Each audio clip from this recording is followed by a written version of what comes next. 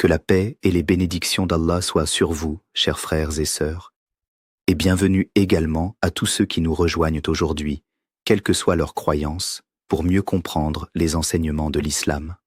La question qui nous est posée aujourd'hui touche un sujet extrêmement répandu, un sujet que beaucoup de femmes musulmanes se posent presque quotidiennement, tant il est devenu banal dans notre société moderne où l'apparence physique occupe une place immense. On me demande si s'épiler les sourcils est vraiment haram, et surtout, où cela est-il écrit? Je vais répondre directement, sans détour. Oui, l'épilation des sourcils, dans le sens précis que l'islam désigne par le terme « an-nams », est effectivement interdite. Et cette interdiction n'est pas une invention d'un savant contemporain, ni une opinion personnelle que je vous impose. C'est une interdiction explicite qui provient directement de la bouche du prophète Muhammad, que la paix et les bénédictions soient sur lui, rapportées dans les recueils de hadiths les plus authentiques et les plus rigoureusement vérifiés de toute la tradition islamique, à savoir Sahih al-Bukhari et Sahih Muslim. Pourquoi cette question est-elle si importante aujourd'hui? Parce que nous vivons à une époque où les réseaux sociaux, les magazines, les salons de beauté et les tendances esthétiques exercent une pression constante sur les femmes, musulmanes ou non, pour qu'elles correspondent à des standards de beauté façonnés par l'industrie de la mode et du divertissement. Les sourcils parfaitement dessinés, fins, arqués, symétriques, sont devenus une norme presque obligatoire dans certains milieux. Et beaucoup de sœurs, sincèrement attachées à leur religion, se retrouvent prises entre deux feux. D'un côté, le désir légitime de prendre soin de leur apparence, ce qui est en soi tout à fait encouragé en islam, et de l'autre côté, une pratique spécifique qui a été clairement condamnée par notre prophète. Il est donc essentiel de clarifier ce sujet avec précision, sans exagération ni laxisme, en s'appuyant uniquement sur les textes authentiques, afin que chaque sœur puisse prendre sa décision en toute connaissance de cause, avec la conscience éclairée par la science religieuse et non par l'ignorance ou par des rumeurs. Avant d'entrer dans le détail des preuves, je voudrais rappeler un principe fondamental qui gouverne l'ensemble de notre religion. L'islam n'interdit jamais quelque chose sans une sagesse profonde derrière cette interdiction, même si cette sagesse ne nous est pas toujours immédiatement apparente. Allah dit dans le Coran, dans la sourate An-Nisa, verset 119, en rapportant les paroles de Satan lui-même, qui se vante de vouloir égarer les fils d'Adam, « Et je leur commanderai assurément de changer la création d'Allah ». Ce verset est absolument central pour comprendre pourquoi certaines pratiques esthétiques sont interdites en islam, alors que d'autres sont parfaitement autorisées, voire recommandées. Ce n'est pas la beauté en elle-même qui pose problème, ce n'est pas le fait de prendre soin de soi qui est condamné, mais c'est précisément l'idée de modifier de façon permanente ou trompeuse ce qu'Allah a créé dans un esprit qui s'apparente à celui que Satan promet d'inspirer aux hommes. Gardez ce verset en tête, car il va éclairer tout le reste de notre discussion. Avant de poursuivre, je voudrais vous inviter, si ce n'est pas déjà fait, à vous abonner à cette chaîne. Ce travail de transmission du savoir islamique authentique demande énormément d'efforts, et votre abonnement nous permet de continuer à produire ce contenu pour vous et pour toute la communauté. Je vous invite également à mettre un like à cette vidéo si elle vous est utile, et à la partager autour de vous, car beaucoup de sœurs se posent exactement cette question sans oser la poser ouvertement. Le partage de la connaissance est une aumône continue, et vous pourriez être la cause pour laquelle une sœur retrouve la paix avec sa pratique religieuse. Entrons maintenant dans le cœur du sujet, avec la première partie de notre développement, où nous allons examiner précisément les textes qui fondent cette interdiction. Le hadith central sur cette question, celui que tous les savants citent en premier lieu, est rapporté par Abdullah ibn Mas'ud, qu'Allah l'agrée, un compagnon extrêmement proche du prophète et connu pour sa rigueur dans la transmission des paroles prophétiques. Il est rapporté dans Sahih al-Bukhari et dans Sahih Muslim, ce qui signifie qu'il a été validé par les deux plus grands savants de hadith de toute l'histoire islamique, Imam al-Bukhari et Imam Muslim, selon des critères d'authentification extrêmement stricts. Ibn Mas'ud a dit qu'Allah maudisse celles qui font des tatouages et celles qui se les font faire, celles qui épilent les sourcils et celles qui les font épiler, et celles qui limitent leurs dents pour la beauté, changeant ainsi la création d'Allah. Une femme de la tribu de Banu Asad, appelée Yaqub, entendit cela et vint le voir en lui disant « J'ai entendu dire que tu maudis telles et telles catégories de femmes. » Ibn Mas'ud répondit « Pourquoi ne maudirais-je pas celles que le messager d'Allah a maudites et qui se trouvent dans le livre d'Allah ?» La femme répondit alors J'ai lu tout ce qui se trouve entre les deux couvertures du Coran, et je n'ai rien trouvé de tel. Ibn Mas'ud lui répondit alors, « Si tu l'avais lu attentivement, tu l'aurais trouvé. Allah dit, ce que le messager vous apporte, prenez-le, et ce qu'il vous interdit, abstenez-vous-en. »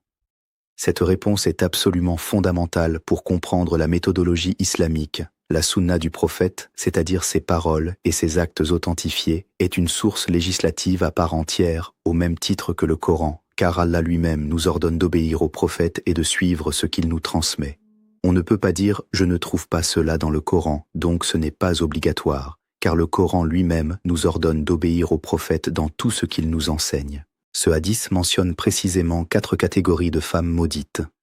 et il est important de bien comprendre chacune d'elles pour saisir toute la portée du texte. D'abord, celles qui font des tatouages et celles qui se les font faire, c'est-à-dire à la fois la praticienne et la cliente. Ensuite, celles qui pratiquent l'épilation des sourcils dans le sens précis du terme arabe an-namisa, et celles qui demandent à se les faire épiler, appelées al-mutanammisat. Et enfin, celles qui limitent leurs dents pour paraître plus jeunes ou plus belles, une pratique qui existait à l'époque et qui consistait à créer artificiellement des espaces entre les dents. Le point commun entre ces 4 pratiques, et c'est le prophète lui-même qui l'explicite dans le hadith, c'est qu'elles constituent toutes une forme de changement de la création d'Allah pour des raisons purement esthétiques et trompeuses. Il est absolument crucial ici de bien comprendre le sens exact du terme « an-nams » en langue arabe, car c'est là que beaucoup de confusion s'installe chez les gens qui n'ont pas étudié la question en profondeur. Le terme « nams » désigne spécifiquement l'action d'arracher, d'épiler, de retirer les poils des sourcils dans le but de leur donner une forme différente, plus fine, plus arquée, plus esthétique selon les standards de beauté. Ce n'est pas simplement toucher à ses sourcils, ce n'est pas n'importe quelle forme d'entretien du visage, c'est précisément l'action de modifier la forme naturelle des sourcils par l'arrachage des poils, que ce soit avec une pince à épiler, avec du fil, une technique très répandue dans nos communautés, appelée threading en anglais, ou par tout autre moyen d'épilation comme la cire. Les grands savants classiques, comme l'imam An-Nawawi, dans son commentaire de Sahih Muslim, ont expliqué que la sagesse derrière cette interdiction réside dans le fait que cette pratique constitue une tromperie et une falsification de l'apparence naturelle qu'Allah a donnée à la personne, dans un but de séduction ou d'apparence trompeuse, similaire en cela à d'autres pratiques interdites, comme le port de fausses mèches de cheveux ou le tatouage permanent. An-Nawawi a précisé que la malédiction mentionnée dans le hadith concerne spécifiquement cette catégorie d'actes qui relèvent de la tromperie esthétique et de l'altération permanente ou quasi-permanente de la création, et non les soins normaux et légitimes du corps que l'islam autorise et même encourage, comme se couper les cheveux, se raser certaines parties du corps selon la sunna ou prendre soin de sa peau. Il est aussi essentiel de rappeler que l'islam, contrairement à ce que certains pourraient penser en entendant ce hadith, n'est absolument pas contre le fait qu'une femme prenne soin de son apparence, se fasse belle et souhaite plaire à son mari. Bien au contraire, l'islam encourage vivement la femme à se soigner, à sentir bon, à porter de beaux vêtements dans l'intimité du foyer, à se parer pour son époux. Le prophète lui-même a dit, dans un hadith authentique rapporté par Ibn Majah et jugé authentique par plusieurs savants. La meilleure des femmes est celle qui, lorsque tu la regardes, te réjouit. Donc il ne s'agit absolument pas de nier la beauté ou l'entretien personnel, mais de définir des limites précises à l'intérieur desquelles cet entretien doit se faire, limites fixées par le législateur lui-même à travers la révélation et la sunna de son messager. Passons maintenant à la deuxième partie de notre développement, où nous allons approfondir cette question avec des détails supplémentaires, les opinions des grands savants à travers les siècles, ainsi que des exemples pratiques très concrets qui vous aideront, chères sœurs, à appliquer correctement cet enseignement dans votre quotidien. Un point extrêmement important à clarifier concerne la différence entre l'épilation des sourcils proprement dit, qui est interdite, et le fait de retirer les poils qui poussent entre les deux sourcils, communément appelés l'unibrow ou le monosourcil. Sur ce point précis, la majorité des savants contemporains, dont le grand savant Ibn Baz, qu'Allah lui fasse miséricorde, a émis une fatwa très claire à ce sujet, ont expliqué que retirer les poils situés entre les deux sourcils, c'est-à-dire l'espace qui n'appartient techniquement à aucun des deux sourcils, n'entre pas dans la définition du nams interdit, car il ne s'agit pas de modifier la forme du sourcil lui-même, mais simplement de retirer une pilosité excédentaire qui n'a pas de fonction esthétique définie et qui n'est pas considérée comme faisant partie intégrante du sourcil. C'est un point de flexibilité important que beaucoup de sœurs ignorent et qui permet de résoudre une bonne partie de l'anxiété que certaines ressentent sur cette question. De la même manière, il est important de rappeler que l'interdiction concerne l'épilation à visée esthétique et cosmétique, et non les cas de nécessité médicale. Si une femme souffre d'une pilosité excessive due à un déséquilibre hormonal, par exemple dans le cas du syndrome des ovaires polykystiques, une condition qui touche malheureusement de nombreuses femmes aujourd'hui et qui peut provoquer une pousse anormale de poils sur le visage, y compris parfois au niveau des sourcils, les savants ont statué que dans ce cas précis, il devient permis de retirer cet excès de pilosité, car la finalité n'est plus la tromperie esthétique gratuite, mais le traitement d'une gêne réelle, physique ou psychologique. L'islam est une religion de facilité et non de rigidité aveugle, et Allah dit dans le Coran, dans la sourate Al-Baqarah, verset 185, « Allah veut pour vous la facilité, il ne veut pas la difficulté pour vous. » Cette règle de nécessité, appelée darura en arabe, s'applique dans de nombreux domaines du droit islamique, et la question de la pilosité excessive, due à des raisons médicales, en est un exemple concret et légitime. Il faut également aborder ici la question des salons de beauté et du threading. Cette technique d'épilation au fil très répandue, notamment dans les communautés d'Asie du Sud et du Moyen-Orient, et qui est aujourd'hui utilisée massivement partout dans le monde, y compris dans nos pays francophones. Beaucoup de sœurs se rendent dans ces salons sans se rendre compte que cette pratique, lorsqu'elle est appliquée aux sourcils dans un but de leur donner une forme plus fine ou plus arquée, tombe exactement sous l'interdiction mentionnée dans le hadith d'Ibn Mas'ud, que ce soit fait avec une pince, avec du fil, avec de la cire ou avec tout autre instrument. Le moyen technique utilisé n'a aucune importance dans le jugement islamique. Ce qui compte, c'est le résultat recherché et obtenu, à savoir la modification de la forme naturelle du sourcil. Un autre point qui mérite d'être clarifié concerne la responsabilité partagée entre la personne qui pratique l'épilation, appelée dans le hadith an-namisa, et la personne qui la demande, appelée al-mutanammisat. Le hadith mentionne clairement les deux, ce qui signifie que la responsabilité n'incombe pas uniquement à l'esthéticienne qui effectue le geste, mais également à la cliente qui le demande sciemment dans le but de modifier la forme naturelle de ses sourcils. Cela nous rappelle un principe islamique très important, à savoir que celui qui demande ou facilite un acte interdit porte une part de responsabilité équivalente à celui qui l'exécute.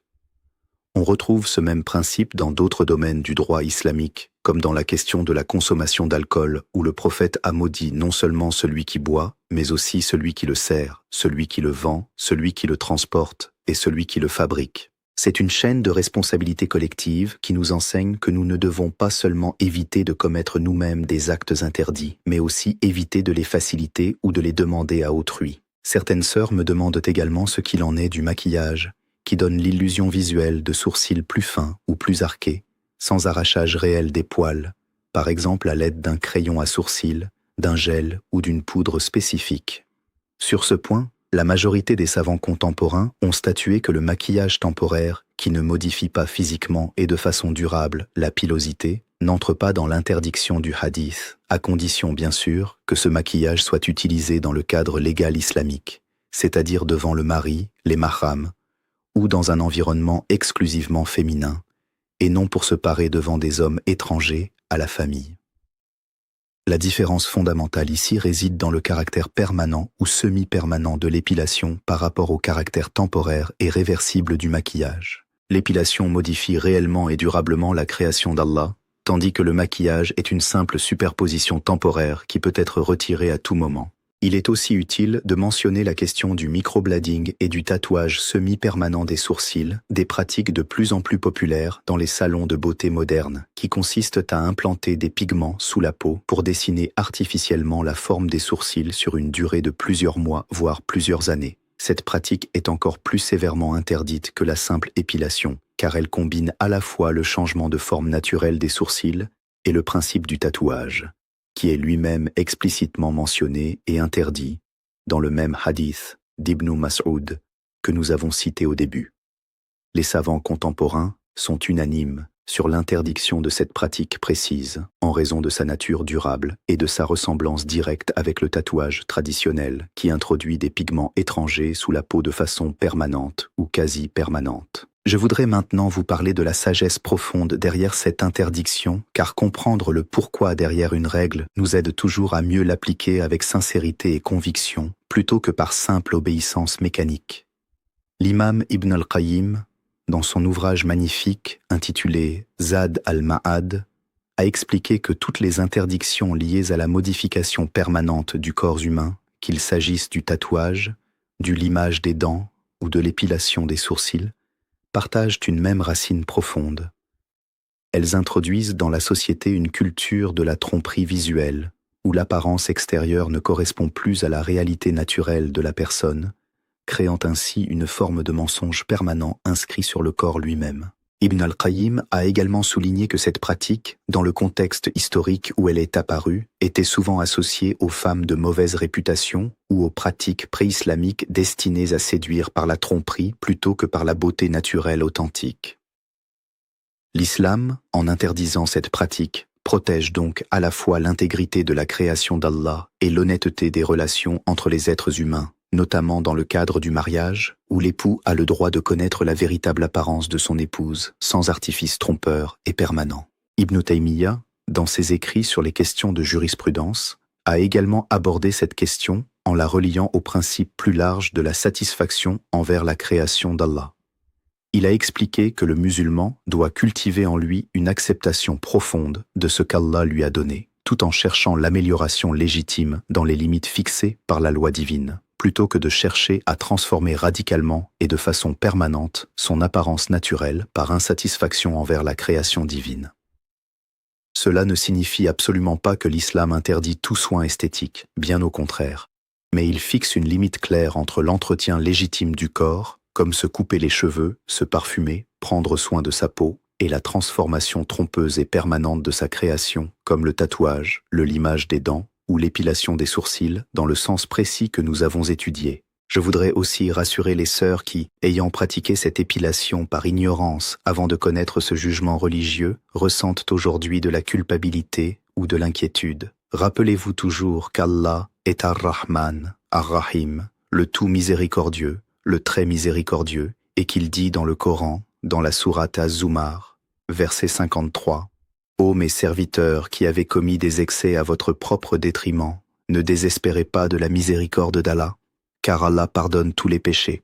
L'ignorance d'un jugement religieux, lorsqu'elle est sincère et que la personne cherche véritablement à apprendre sa religion, n'entraîne pas la même responsabilité que la désobéissance délibérée en pleine connaissance de cause. Ce qui compte désormais, c'est ce que vous ferez de cette connaissance nouvellement acquise. Il vous suffit de cesser cette pratique, de laisser vos sourcils reprendre leur forme naturelle avec le temps et de demander pardon à Allah pour ce qui a été fait par ignorance. Il n'y a aucune obligation de réparer quoi que ce soit de façon spécifique, si ce n'est de cesser la pratique et de se tourner vers Allah avec sincérité. Un dernier point pratique que je voudrais aborder concerne les femmes qui exercent le métier d'esthéticienne et qui pourraient en se retrouver dans une situation professionnelle délicate, où elles pratiquent ce type d'épilation sur d'autres femmes dans le cadre de leur travail. Il est important pour ces sœurs de savoir que si elles exercent ce métier, elles devraient chercher à réorienter leur pratique professionnelle vers des services esthétiques qui n'entrent pas en contradiction avec les enseignements islamiques, tels que les soins du visage classiques, les massages, l'épilation d'autres parties du corps qui ne posent pas de problème religieux, ou encore le maquillage temporaire non permanent. Le risque, c'est-à-dire la subsistance, appartient uniquement à Allah, et il a promis dans le Coran, dans la sourate At-Talaq, versets 2 et 3, que quiconque craint Allah, il lui donnera une issue et le pourvoira de là où il ne s'attend pas. Abandonner un revenu qui provient d'une pratique interdite avec une confiance sincère en Allah ouvre toujours la porte à une subsistance meilleure et plus bénie, même si le chemin peut paraître incertain au début.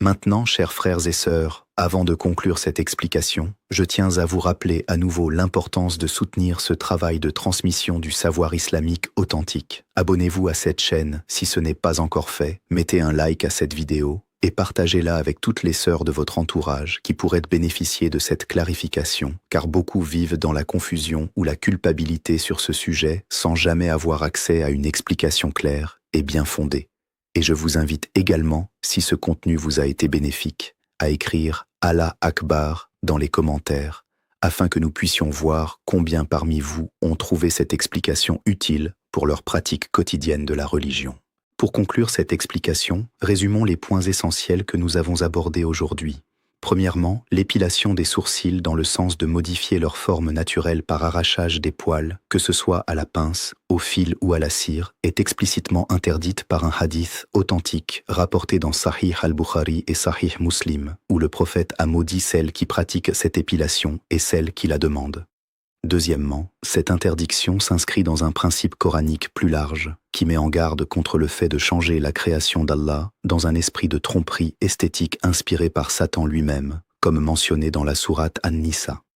Troisièmement, cette interdiction ne concerne pas les soins esthétiques légitimes comme le maquillage temporaire, les poils entre les deux sourcils ou l'épilation médicalement nécessaire en cas de pathologie hormonale avérée. Quatrièmement, le microblading et le tatouage semi-permanent des sourcils sont encore plus sévèrement concernés par cette interdiction en raison de leur caractère durable et de leur ressemblance avec le tatouage traditionnel. Et enfin, cinquièmement, la sagesse derrière cette interdiction réside dans la protection de l'authenticité de la création d'Allah et de l'honnêteté des relations humaines, tout en laissant à la femme musulmane un espace immense de liberté pour prendre soin d'elle-même et se faire belle dans les limites tracées par le législateur. Chères sœurs, ne voyez jamais ces limites comme des contraintes qui vous privent de votre féminité ou de votre beauté.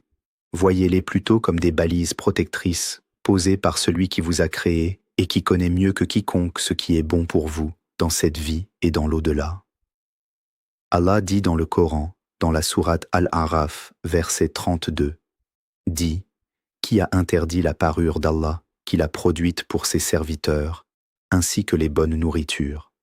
Ce verset nous rappelle que l'islam n'est jamais venu pour nous priver de la beauté ou du bien-être, mais pour organiser notre rapport à ces choses selon une sagesse divine qui dépasse notre compréhension limitée. Faites confiance à Allah, appliquez ce que vous avez appris aujourd'hui avec sincérité,